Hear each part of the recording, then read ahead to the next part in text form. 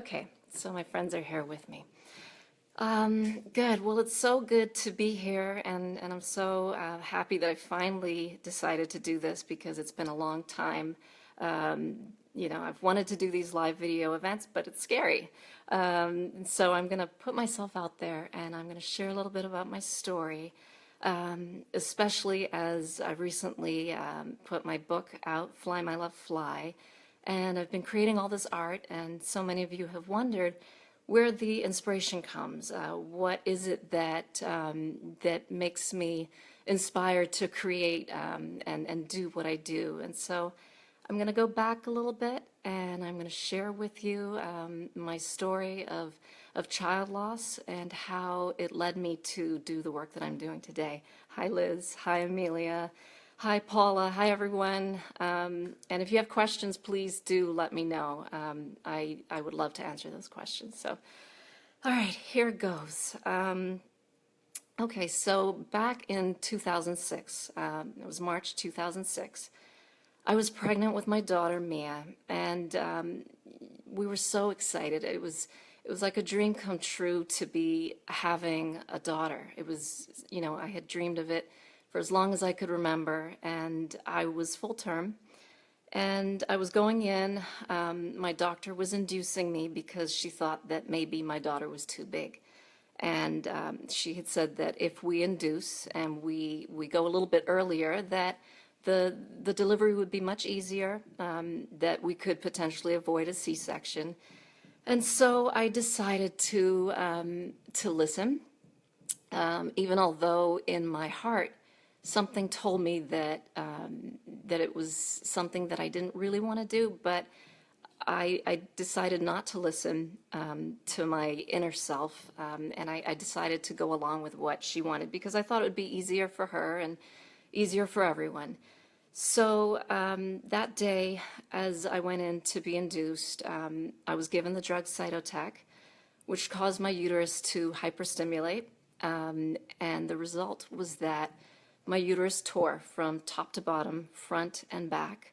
I was bleeding to death, and unfortunately, my daughter, Mia, died as a result of that. If you've lost a child, you know that the pain that comes with loss is unlike anything you could ever really even describe to anyone. But the best way that I can describe it would be that you feel it in every part of your heart and soul. You feel the pain of that loss in your shoulders, in your back, in your hands, in your fingers, your feet, your toes. There's nowhere that you don't feel pain, and you feel that morning, day, and night. I didn't know how I was going to heal. I didn't know if I could ever heal. In fact, in my mind, I just imagined that I would never, ever be happy again, that I would never, ever find healing. And I began to feel things inside that weren't normal for me. I started to feel anger. I started to feel hatred. I was angry with the doctor, and I started to feel hatred towards her. And, why didn't she tell me about this drug? Why did she induce me? But I also started to blame myself. Why didn't I speak up? Why didn't I do what I wanted to do? I struggled with emotions every day, and I knew that if I didn't do something about my negative emotions, that I would not only die inside, but I had a son that I was raising, and I was married to an amazing man, and I knew that if I didn't do something proactive, that would be the end of the person that I was as I ever knew myself to be. And so I searched for healing, and I looked for people that could potentially help me. One of those people that I was led to was Immaculée Ilibagisa. Immaculée is an amazing woman, and I urge all of you who have not read her book, Left to Tell, if you have the opportunity to get her book, I would say read it, because that book changed my life. Immaculée empowered me.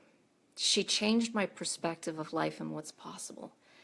because here was someone from Rwanda who had experienced genocide, who had gone through what none of us could ever imagine.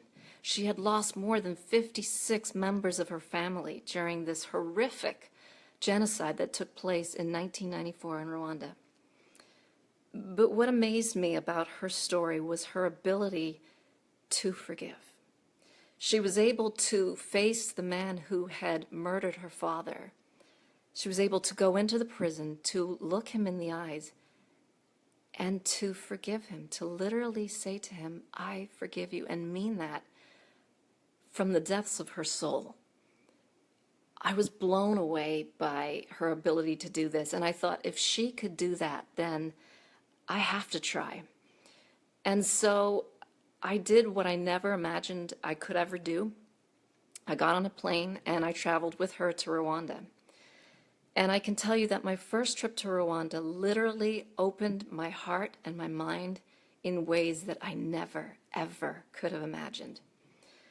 The stories that I heard while in Rwanda, the people that I met, the experiences that I had completely changed me as a person. I could never be the person that I was when Mia died, but traveling to Rwanda did something to my spirit. It literally, I guess in a sense, took me deep into myself. And that's where I uncovered the parts of myself that I forgot existed. I went back to Rwanda a year later because the seeds had been planted. And I knew that this was a place that would change me. I knew that this was a place that would literally alter my thinking. And on my second trip, I met Pastor Deo Gashagasa, and he introduced me to reconciliation villages in Rwanda. For those of you who don't know what a reconciliation village is, it's where victims of genocide and perpetrators of genocide live together side by side. And I didn't know what to expect, but something was calling me. Something told me that I had to go. And so when I had understood that Pastor Deo could take me to such a place, I knew I had to meet him, and I knew that I had to go and experience whatever it was that I was meant to experience. When I went and I sat in a circle, listening to stories shared, everything in my world changed. I began to realize that anything was possible in this life. Here you had someone who had witnessed literally all of the members of their family slaughtered in front of them, mothers who had witnessed their daughters being brutally killed with machete, with primitive tools. I mean, we can't even begin to fathom what that must have felt like. And yet they were sitting next to the very people who had killed their family members. And they were friends. They were saying that they had learned they had learned how to love again. They had learned how to find pieces of themselves they never knew existed, because they had come together in the circle, sharing their hurt, their pain, their suffering, and it's through the telling of their stories over and over and over that they're able to transform the hurt and the pain that was within them and turn that into something beautiful and powerful. And here I was, and it felt like a surreal moment, but here I was, this woman from Nassau, Bahamas, who had never, imagined that she would be in such a situation. Here I was thinking of life differently now. If all of these people could do what they were doing, then I had to try. I really believed that if they could forgive, then I could forgive. And I want to share with you a story that blew my mind, because it's a story that even today changes my perspective of life. But Pastor Deo had asked all the victims to face the perpetrators. So here we had people who had killed and people who had experienced the killings, looking deeply into each other's eyes. He said, I want you to look deeply into each other's eyes and tell me what you see. And so here, I mean, if you can just imagine all these people staring deeply into each other's eyes. And then suddenly they all had a realization. As they looked into each other's eyes, they noticed that they saw a reflection of themselves. Imagine that.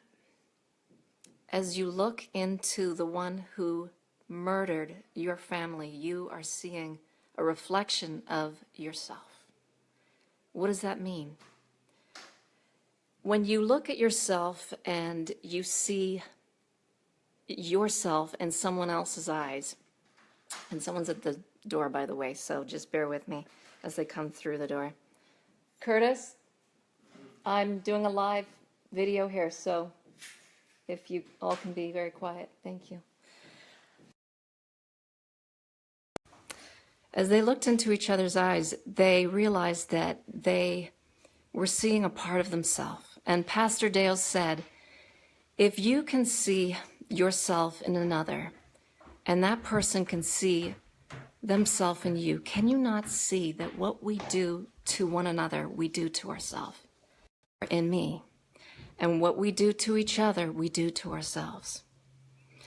In that moment, I began to realize something very important. I realized that in order for us to forgive, in order for us to be able to love another or to find compassion for another, first we have to do that for ourselves. But if we can't do it for ourselves, and if we can't do it for another, then by that same token, we can't do it for ourselves. So I started to realize how important it is that we see ourselves as connected. I started to realize that those who hurt us are, in fact, whether we like it or not, they are a part of us. And in this world of hurt and pain and suffering, we are all connected. And our stories impact each other. What we do to each other, we do to ourselves. And so that experience inspired me so much so that for some reason I felt the need to continue my travels throughout Rwanda, going deeper and deeper. And that led me to a genocide prison.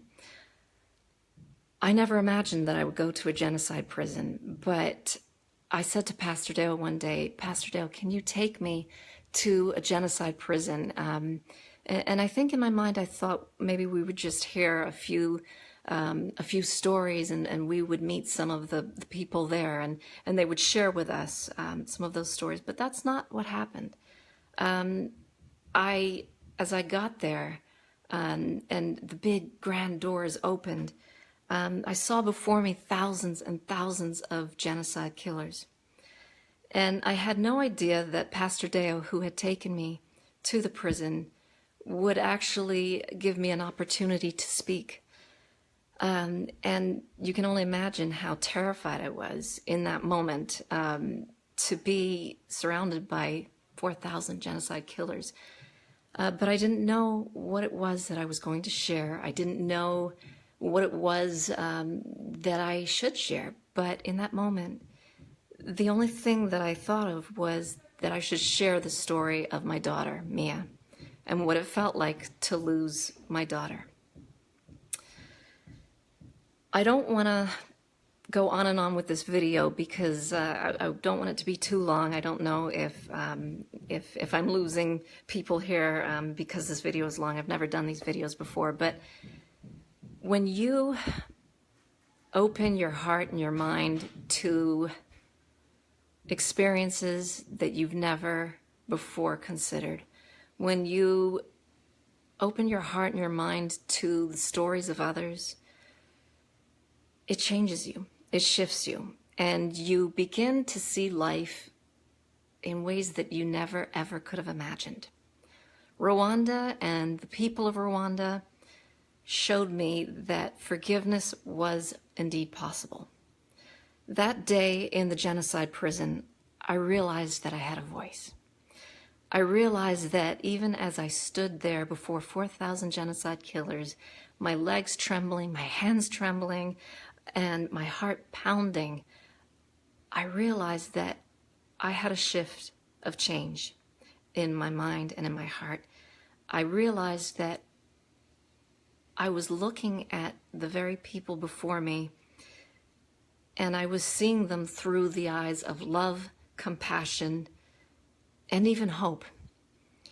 And you might think that that's crazy. You might think that something very odd was happening in that moment, that I would go into a prison and see genocide killers and feel love or feel compassion. But what I want to tell you is that something beyond my understanding was happening. God was working through my life, showing me what it could feel like, what it would be like to look at someone through the eyes of love and compassion. I remember when I shared that story, how many people that I looked at had tears in their eyes. How many of those prisoners listened to my story of what it was like to hold my child in my arms, my child who had no life in her. And I remember the look in those men's faces as they listened to my story. I don't know where this life will lead me. I don't know what it is I'm supposed to be doing, but I do know one thing, and I know that we all have purpose, and I know that as we share our stories, as we connect with life and with people around us, we impact change. We change each other with who we are. We change each other with our sharing. And I want to tell all of you out there that even if you're scared, get up there, share your story. I came here today with my hands trembling. I've never done these live videos before, even with the interruptions, people walking in and out. This is life. It's real. It's raw. And here we are. And I've decided that I'm going to begin to do these little bits of sharing today, because I decided that it's important that as I share my art with you, as I share the book that I've created, it's important that you all have a sense of who I am and what it is I do. And so, I think